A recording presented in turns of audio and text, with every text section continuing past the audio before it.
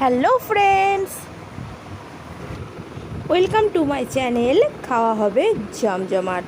আজকের রেসিপি আম দিয়ে একটা নতুন ধরনের আইটেম, সেটা হলো আমের চিতল পিঠে। চলো শুরু করা যাক। কী করে করলাম সেটাই তোমাদের সাথে শেয়ার করি। আমি এখানে ফাঁকা একটা বোল নিয়ে নিয়েছি, তার মধ্যে আমি 2 কাপ সিদ্ধ চাল নিয়ে নিচ্ছি। চালটাকে ভালো করে ধুয়ে আমি এখানে 8-9 ঘন্টা ভিজিয়ে রাখছি। তোমরা ইচ্ছা করলে চালের গুঁড়োও এখানে ইউজ করতে পারো। আমি এই চালটাকে 9 ঘন্টা ভিজিয়ে রেখেছিলাম। এই চালটা ভালো করে ধুয়ে ভিজিয়েছি। চালটা আমার দেখো খুব ভালো মতো ভেজানো হয়ে গেছে। এবার এটাকে একটা মিক্সির বাটির মধ্যে তুলে নিচ্ছি।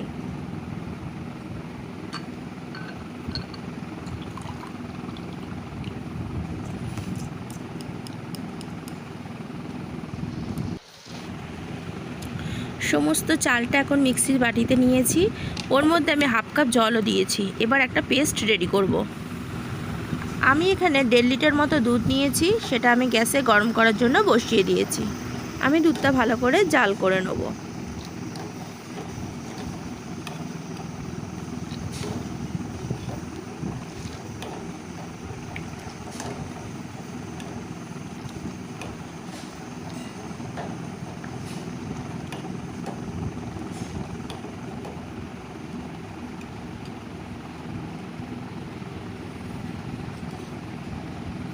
দুধটা এখন আমার ফুটতে শুরু করেছে। মাঝে মাঝে দুধটাকে আমি হাতা দিয়ে একটু করে নাড়িয়ে দেবো আর দুধটাকে ফোটাতে লাগবো। দুধটা আমার জাল করা হয়ে গেছে। এখানে 3টে আম নিয়ে নিয়েছি। আমগুলো এখন কেটে নিচ্ছি।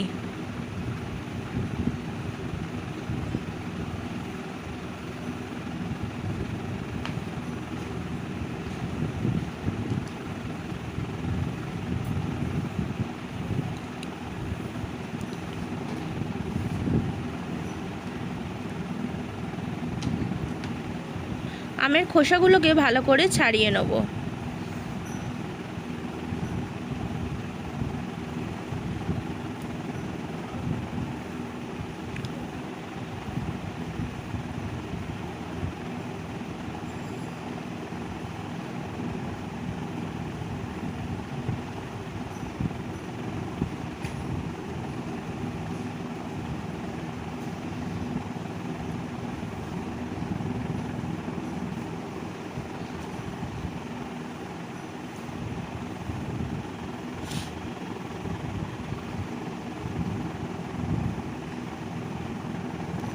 আমের খোসাটা আমার ভালো করে ছাড়িয়ে নেওয়া হয়ে গেছে।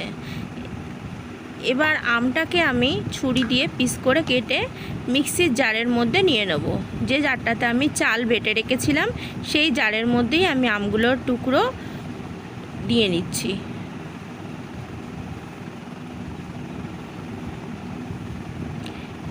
এইভাবে আমি বাকি দুটো আমও কেটে নেব।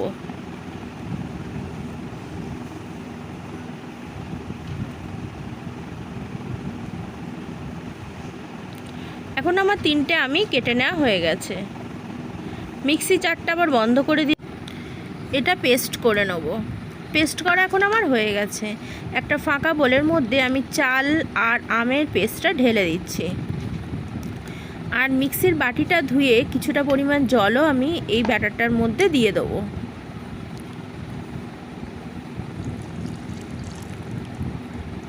এবার একটা হ্যান্ড ব্লেন্ডারের সাহায্যে ভালো করে আমি মিশিয়ে নেব।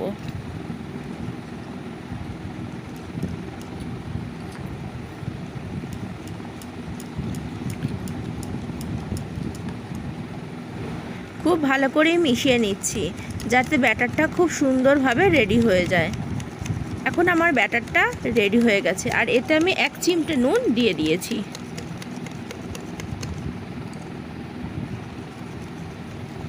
নুনটা দিলে পানসা ভাবটা কেটে যায়।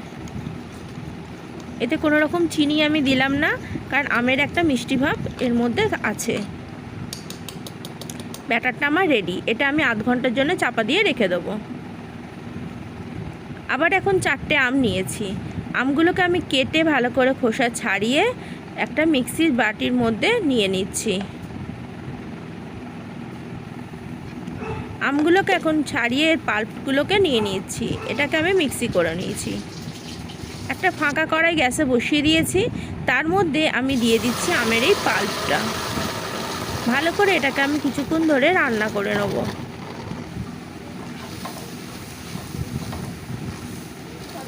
আমের পাল্পটা যদি রান্না করে নেওয়া হয় তাহলে দুধের মধ্যে দিলে দুধটা কাটার ভয় থাকে না, নাহলে তোমরা এটা ডাইরেক্ট দিতেও পারো। তবে আমি কোনো রিস্ক নেব না, সেই কারণে আমি আমের পাল্পটাকে একটু রান্না করে নিচ্ছি। আমের এই পাল্পটা আমি প্রায় 10 মিনিট মতো জাল করে নিয়েছি।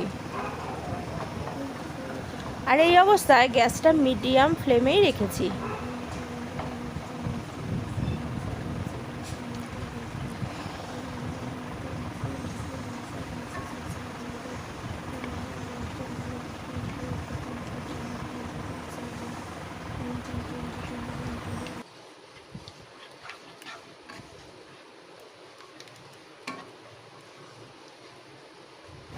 এখন আমি এর মধ্যে 1 কাপ চিনি অ্যাড করে দিচ্ছি, দিয়ে আরও কিছুক্ষণ আমি এটাকে রান্না করে নেব। যদি তোমরা মনে হয় চিনিটাকে ডাস্ট করেও তোমরা মেশাতে পারো, তবে আমি এখানে আমের পাল্পের সাথে চিনিটা রান্না করে নিচ্ছি যাতে চিনিটা ভালো করে মেল্ট হয়ে যায়। চিনিটা মেল্ট হয়ে গেলেই আমার এই পাল্পটা রেডি হয়ে যাবে। চিনিটা এখন ভালো মতো মেল্ট হয়ে গেছে। আমি এর মধ্যে যে দুধটা আগে জাল দিয়ে রেখেছিলাম তার থেকে কিছুটা পরিমাণ দুধ আমি এর মধ্যে অ্যাড করছি, দিয়ে ভালো করে নেড়ে চেড়ে এটাকে দুধের সাথে আমের পাল্পটা মিশিয়ে নেব।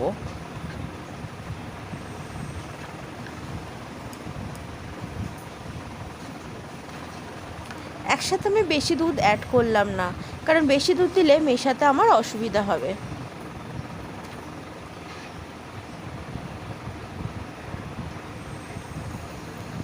ভালো করে মিশে গেছে। এখন বাকি দুধটাও আমি এর মধ্যে অ্যাড করে দিচ্ছি, দিয়ে এটাকে আমি ফুটতে দেবো।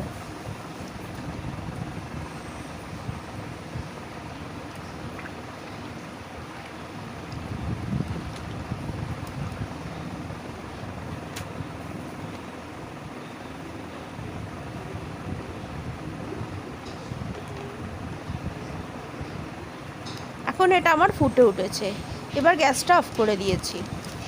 আর একটা আমি লোহার কড়াই নিয়ে নিয়েছি। এখানে কড়াইটির মধ্যে আমি ভালো করে অয়েল ব্রাশ করে নিচ্ছি।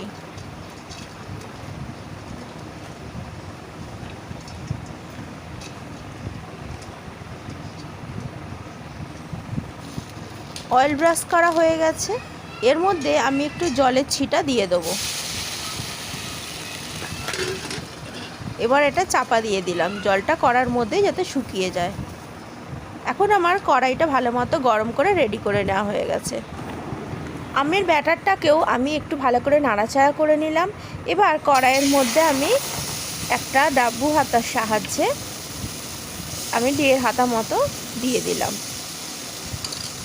এবার কড়াইয়ের ঢাকাটা আমি উপর দিয়ে চাপা দিয়ে দেবো।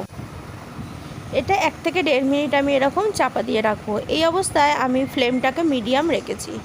এখন উপর দিয়ে দেখো কেমন ফুটো ফুটো মতো হয়েছে, মানে আমার এটা রেডি হয়ে গেছে।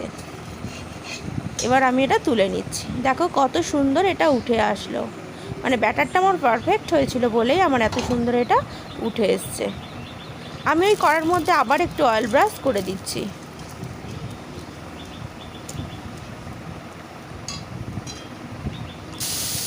আবার জলে ছিটা দিয়ে দিলাম।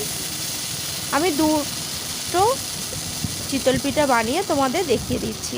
তোমরা এইভাবে বাড়িতে বানাতেই পারো। আর চিতল পিঠা বানাতে বানাতে দেখতে দেখতে তোমরা আমার চ্যানেলটিকে সাবস্ক্রাইব করে দিও। যদি আমার চ্যানেলে নতুন বন্ধু হয়ে থাকো তাকে পাশে থাকা বেল আইকনটিতে অবশ্যই ক্লিক করো, যাতে পরের রেসিপিগুলো যখন আমি আপলোড করব তার নোটিফিকেশানগুলো পাওয়ার জন্য।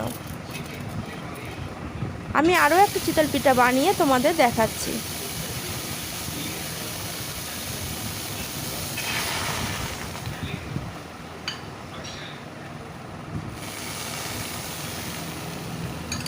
আমি এই একই প্রসেসে বারবার বানিয়ে নিয়েছি সমস্ত চিতল পিঠাগুলো আমার।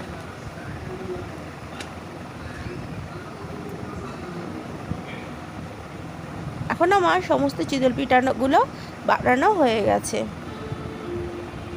দেখো বন্ধুরা কত সুন্দর হয়েছে, আর ভিতরটা পুরো জালাকাকার হয়েছে, যার জন্য উপরটা ফুটো ফুটো হয়েছে আর ফুলেও উঠেছে প্রত্যেকটি। এদিকে দুধ আর আমের যে জুসটা রেডি করে রেখেছিলাম সেটাকে আমি আরেকটু গরম করে নিচ্ছি। এর মধ্যে আমি চিতল পিঠাগুলোকে ছেড়ে দিচ্ছি।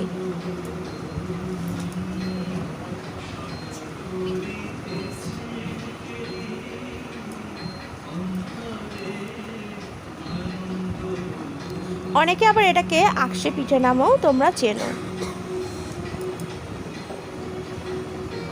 তোমরা তো শীতের মরশুমে আকশে পিঠে বা চিতল পিঠে সকলেই বাড়িতে বানিয়ে খেয়েছো, তবে আম দিয়ে বানানোর তার স্বাদ অনেকটাই আলাদা।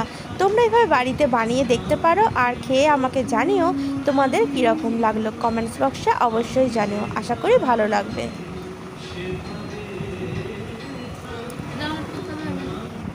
এই রেসিপিটি যদি ভালো লেগে থাকে তাহলে একটা লাইক করার অনুরোধ জানাচ্ছি।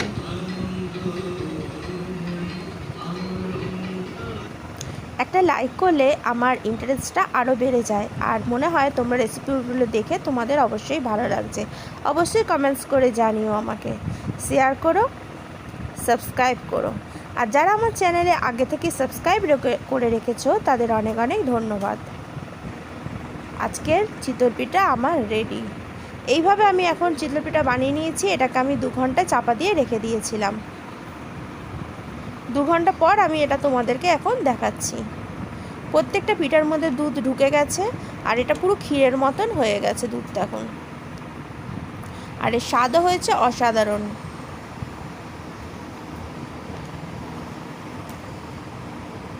একটা পিঠা আমি তুলে দেখাচ্ছি।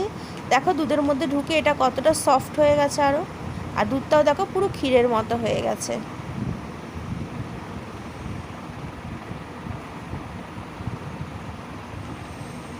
এই আমের মরশুমে আমের নতুন নতুন রেসিপি বাড়িতে বানাতেই পারো, আর বাড়ির সবাইকে খাইয়েও খুশি রাখতে পারো। আজ তবে আসি, আবার দেখা হবে অন্য কোনো দিন অন্য কোনো রেসিপি নিয়ে। সব